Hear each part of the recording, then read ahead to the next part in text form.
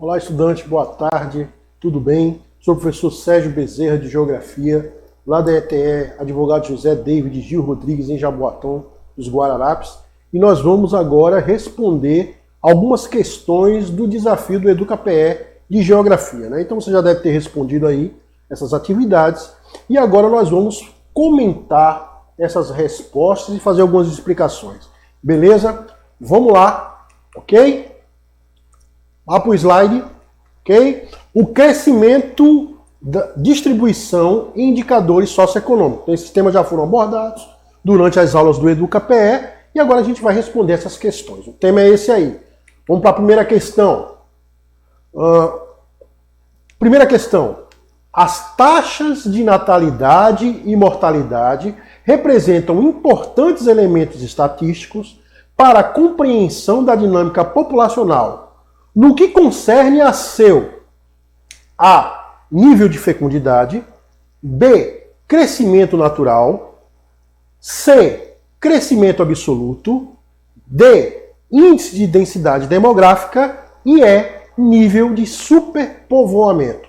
Ok? Então, qual seria aí a opção correta? Pode haver uma pequena confusão aí no entendimento entre crescimento natural e crescimento absoluto. Então, qual seria a resposta correta no entender de vocês? Letra B, crescimento natural. Veja só, nível de fecundidade não pode ser, porque o nível de fecundidade ele está relacionado à quantidade de filhos que a mulher tem durante o seu período fértil. Tá? Então é um nível de fecundidade que vai, logicamente, impactar o crescimento da população, mas não é essa a resposta nesse caso. Na letra D, nós temos o índice de densidade demográfica. Também não é, porque a densidade demográfica está relacionado a quantos habitantes nós temos dentro de 1 quilômetro quadrado. Beleza? E vai dizer se aquilo é densamente povoado ou não. A E nós temos nível de superpovoamento. Vai querer dizer quanto a população é intensa em uma determinada região. Está relacionado a países extremamente povoados, como a China, como a Índia. Beleza? Então a dúvida fica entre crescimento natural e crescimento absoluto.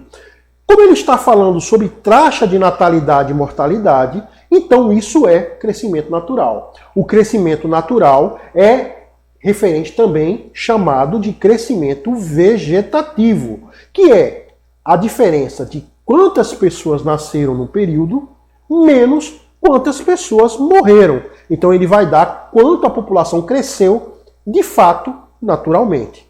O crescimento absoluto ele está relacionado a essa taxa de natalidade menos a taxa de mortalidade, mas ele vai contar também as migrações, quantas pessoas vieram para aquele país ou para aquela região e também quantas pessoas saíram de lá. Por isso que é crescimento absoluto. Ele não vai levar só em consideração a taxa de natalidade menos a taxa de mortalidade. Ele vai levar em consideração também o fluxo migratório de quantas pessoas foram para a região ou quantas pessoas saíram.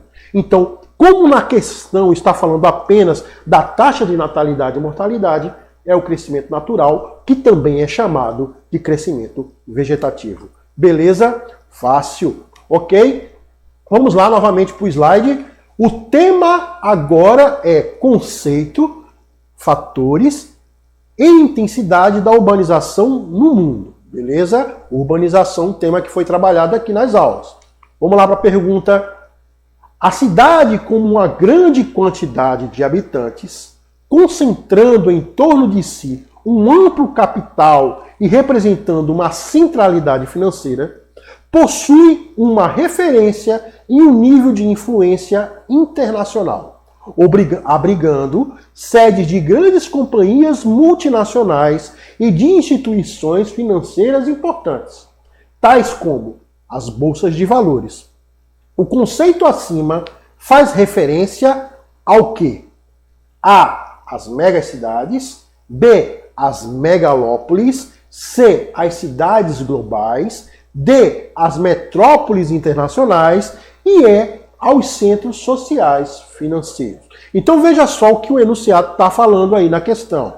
Ele está dizendo que esse país, essa cidade, ela tem uma grande população, ela representa um centro financeiro, uma influência internacional, além de abrigar sedes de várias empresas importantes e transnacionais. Então qual seria? Vamos lá ver a questão agora, vamos ver se vocês acertaram. Cidades globais. Ok? Ah, professor, poderia ser megacidades ou megalópolis, só se essa megacidade e essa megalópole fosse também uma cidade global. Beleza? Nem toda megacidade e nem toda megalópole é uma cidade global. Beleza? Nós temos megacidades e megalópolis na África. Tá? Principalmente megacidades, para ser mais sensato. Tá? Onde tem uma grande concentração populacional. Mas essas megacidades, elas não são cidades globais. No Brasil nós temos uma cidade global? Temos. São Paulo. São Paulo, uma cidade mais importante do Brasil, onde ela detém sede de várias empresas multinacionais, do ramo financeiro, industrial, de serviços. Possui também um centro financeiro que referência no mundo pela sua bolsa de valores. Então, São Paulo é uma cidade global. Nova York é uma cidade global. Londres, Tóquio, Berlim, Paris. Então são várias cidades globais que se encaixam nesse sentido. Tá bom, gente? Então, da mesma forma também, não pode ser uma megalópole internacional, uma metrópole internacional, porque nem toda metrópole também é global. Beleza? Fácil, fácil. Vamos lá, novamente aí para a questão, para o slide. O tema agora é urbanização e planejamento urbano. Ok? Tema super importante aí desse que foi tratado durante as aulas. Vamos ver a questão. A urbanização brasileira teve o caráter concentrador e excluiu boa parte da sociedade de seus benefícios. A velocidade com que se processou a urbanização no país criou algumas dificuldades para o poder público suprir o espaço das cidades, especialmente das grandes, com as infraestrutura urbana e os serviços sociais necessários ao bem-estar da população. Isso, evidentemente, é agravado em razão de as políticas de planejamento urbano estarem voltadas prioritariamente para as classes média e alta. Okay? Então ele está mostrando aí nesse enunciado uma característica clara sobre a urbanização brasileira. A urbanização brasileira ela se caracteriza por alguns fatores interessantes, como o processo da industrialização tardia ocorrido no Brasil. Tá? Então a industrialização tardia no Brasil, ela também condicionou a uma urbanização tardia, que se deu de forma desencontrada e desorganizada. Então as cidades brasileiras, infelizmente, na sua grande maioria, são cidades mal planejadas que não atendem à necessidade das pessoas. E estão voltadas mais às prioridades e interesses da classe média e alta, é o que o enunciado está falando. Então, mediante a essas questões, vamos ver as contradições presentes no processo de produção do espaço urbano brasileiro são muitas. Dentre os seus efeitos mais visíveis, podemos citar 1. Falta de moradia e favelização. 2. A ausência da mobilidade urbana. 3. O elevado índice de violência. 4. A baixa especulação imobiliária. 5. A pequena procura por transportes de massa. Então, estão corretas quais afirmativas mediante a introdução do enunciado? A, 1, 2 e 4. B, 2, 3 e 5. C, 1, 2 e 3. D, 3, 4 e 5. E E, 1, 4 e 5. Então, quais seriam as condições características das cidades, grandes cidades brasileiras? Qual seria a alternativa correta nesse sentido? Letra C, 1, 2 e 3. Por quê? Conforme a cidade ela foi inchando, porque tivemos uma urbanização desencontrada no nosso país, como eu já falei, mediante também um processo da industrialização tardia ocorrida no Brasil, as cidades incharam, a cidade começou a se transformar num centro de atração e um fluxo migracional imenso, principalmente após a segunda metade do século passado. Então nós temos aí alguns problemas estruturais da cidade. Como a cidade surgiu como uma fonte de atração, essas pessoas foram para as cidades e não foram, na sua grande maioria, absorvidas pela cidade, e nem tampouco a cidade ofereceu infraestrutura para atender às necessidades dessas pessoas. Então nós temos aí o problema da moradia, a favelização, a periferização da cidade, ou seja, os bairros precários, as comunidades, as moradias sem estrutura, um problema clássico aqui do nosso Recife, do nosso país e da nossa cidade. Então, a falta de moradia, né? Nós temos um déficit habitacional secular no Brasil. Tá? Então essas pessoas não têm onde morar e elas vão, logicamente, se voltar nos lugares com a menor infraestrutura, com a ausência do poder público, gerando aí a degradação do ambiente que nós conseguimos como periferização suburbana ou a favelização. Ok? A ausência da mobilidade. Então as cidades brasileiras também possuem um grande problema na mobilidade urbana. Ok? Então, congestionamentos, né? Falta de modelos viários de massa como trens, metrôs eficientes. Ok? Cidades sem uma infraestrutura onde, quando vem uma chuva, alaga.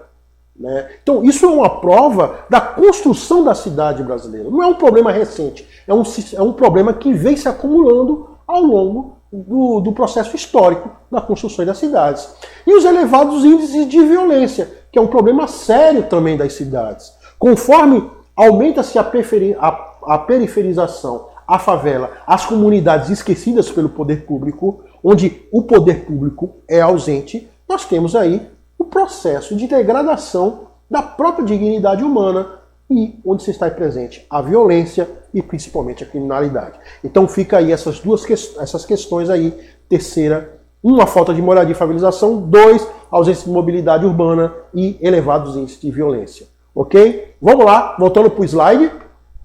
O tema agora é fontes de energia. Né? Então, fontes de energia é um fato importantíssimo, porque a partir dessas fontes o país vai gerar sua riqueza e vai produzir.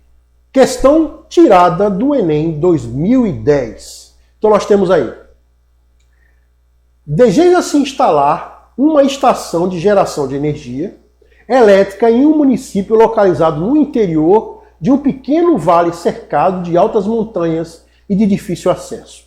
A cidade é cruzada por um rio, que é fonte de água para consumo, irrigação das lavouras de subsistência e pesca. Na região, possui uma pequena extensão territorial. A incidência solar é alta o ano todo. A estação em questão irá abastecer apenas o município apresentado. Qual forma de obtenção de energia entre as apresentadas é a mais indicada para ser implantada neste município, de modo a causar o menor impacto ambiental? A. Termoelétrica, pois é possível utilizar a água do rio no sistema de refrigeração. B. Eólica, pois a geografia do local é própria para a captação desse tipo de energia. C. Nuclear, pois o modo de resfriamento do seu sistema não afetaria a população. D. Fotovoltaica, energia solar, pois é possível aproveitar a energia solar que chega à superfície do local. E é hidrelétrica, pois o rio que corta o município é suficiente para abastecer a usina construída. Beleza? Então a gente tem que entender aí um pouco essa pergunta, tá? Então ele está falando lá no enunciado que essa cidade está num vale entre as montanhas, numa pequena planície entre as montanhas. No meio desse vale de planície passa um rio aonde está a cidade. Esse rio serve para a agricultura, para a pesca, para a irrigação, para tirar a fonte de água da cidade. Mas precisa gerar energia, então ela precisa de uma fonte de energia, que ela só vai atender aquela cidade. Então ele quer saber qual é a fonte mais ideal para ser usada nessa cidade, que está entre os montes, ali num vale cortado por um rio. Bom, vamos lá, voltar lá para o slide. Tá? Nós temos aí a opção 1, a termoelétrica, né, que é a energia gerada pela queima do gás. Como ele está dizendo que é uma região de acesso, difícil acesso, fica difícil. Então vamos ver aí qual é a questão. Letra D, fotovoltaica, energia solar. Porque ele está dizendo lá no enunciado que o ano todo tem sol. Então a energia mais indicada é justamente a energia solar. Não pode ser uma hidrelétrica, por quê? Porque é um vale entre as montanhas. Se for construir uma usina hidrelétrica ali, vai alagar tudo, né? Então não pode. Tem que ser energia solar. Fácil, fácil. Vamos lá, voltando aí para a questão. O tema é agora êxodo rural e urbanização do Brasil. Ok? Questão 5. O êxodo rural no Brasil foi mais intenso entre a década de 1960 a 1980, período em que também se acentuou o processo de urbanização no país. Dentre as principais causas do êxodo rural no Brasil, podemos destacar a mecanização do campo, que substituiu a mão de obra humana por máquinas, forçando a migração do trabalho do campo para a cidade. B. A política do governo implantada na ditadura militar, que incentivava a ida das pessoas para as cidades a fim de facilitar o controle social pelo Estado. C. A grande quantidade de pragas na lavoura, que impossibilitava o cultivo de praticamente todos os tipos de gêneros agrícolas. D. A grande quantidade de eventos sociais nas cidades, que atraía os jovens para a grande cidade e que acabavam preferindo morar nelas.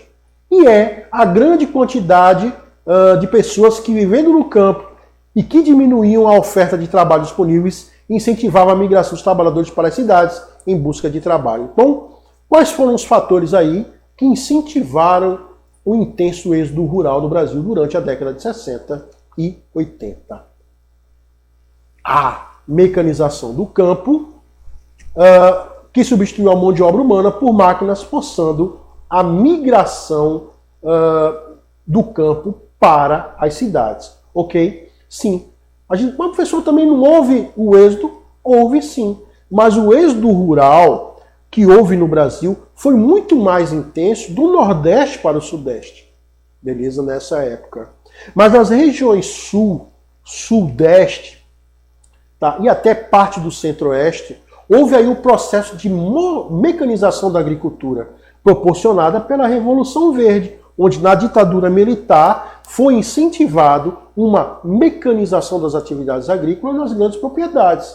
Então, a mecanização forçou os trabalhadores rurais mais simples a migrarem para a cidade, no Sudeste e no Sul do país. Então, isso gerou um êxodo rural. Aqui no Nordeste não foi a mecanização, foi a seca, foi a falta de perspectiva com o Estado, com a região nordestina, onde a seca, as desigualdades econômicas, a pobreza intensa, principalmente no interior, fez com que grande parte da população migrasse para o Sudeste do país, para o Centro-Oeste, né, buscando oportunidades de trabalho. Mas nesse caso do êxodo rural, tá, do campo mesmo, foi a mecanização nesse período da década de 60 e na década de 80. Ok, gente? Então, muito interessante essa questão aí, porque ela fala sobre várias possibilidades. Volta aí para o slide só para a gente tentar falar algumas situações. Tá? Então, ó, vamos ver a letra C, grande quantidade de pragas na lavoura. Não teve esse... Existia pragas na lavoura, sim, mas não foi isso que impossibilitou a produção no campo. Tá?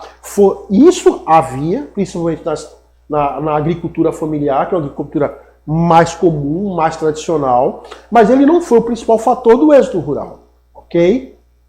Grande quantidade de eventos sociais da cidade, também não. A cidade ela se diferencia pela sua cosmopolidade, a sua diversidade de atrações, a sua dinamicidade, mas esse fator também não foi o mais interessante, que fez com que o povo do campo isse morar na cidade. Né? Então a grande quantidade de vivendo no campo diminuiu a oferta de trabalho disponíveis, também não. Porque conforme o campo, a partir da década de 60, houve no Brasil uma diminuição da população do campo, justamente por esse êxodo rural. E o Brasil, a partir da década de 60, se torna cada vez mais urbano. Tá bom? Então, questão A aí que vai responder essas atividades. Beleza, gente? Bom, ficamos por aqui. Espero que tenha gostado. Tem alguma dúvida? 3 minutos ainda, então vamos lá. Vamos ver se a gente consegue falar mais alguma coisa aqui referente a essa situação. Bom, como o tema é a urbanização, uma coisa que vocês devem colocar na cabeça de vocês, que a urbanização ela ocorreu de forma diferenciada em todos os lugares do mundo. Nos países que tiveram a Revolução Industrial, tá? Logicamente, nesses países que saíram na frente da Revolução Industrial, como Inglaterra, França, né? Depois os Estados Unidos, a Alemanha, esses países tiveram, pela Revolução Industrial, um avanço da modernização da cidade.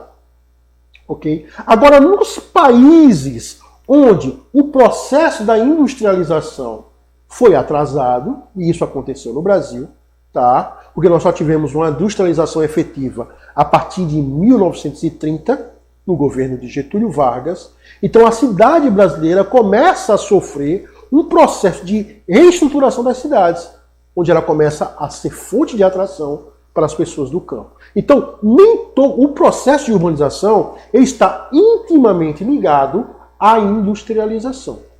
Tá? Não há como desassociar uma coisa e outra. Quando nós vemos nas reportagens, nos filmes, aquelas cidades maravilhosas, altamente desenvolvidas, estruturadas, a grande maioria daquelas cidades, elas foram atores, elas tiveram presentes no processo da industrialização. Ah, professor, mas tem cidades muito mais novas, em países muito mais novos do que o Brasil, onde a estrutura das cidades são fantásticas. Isso também é uma visão de política pública. Ok? Então, há também a importância da gerência da cidade. Beleza? Então a gente tem que fazer essas relações dentro desses condicionamentos da estrutura urbana.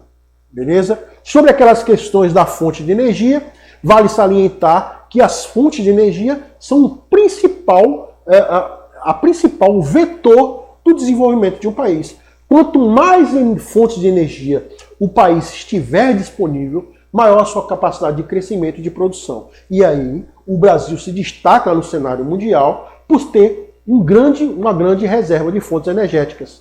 Beleza? Bom, gente, ficamos por aqui. Beijo grande no coração de vocês. Até mais. A gente se vê.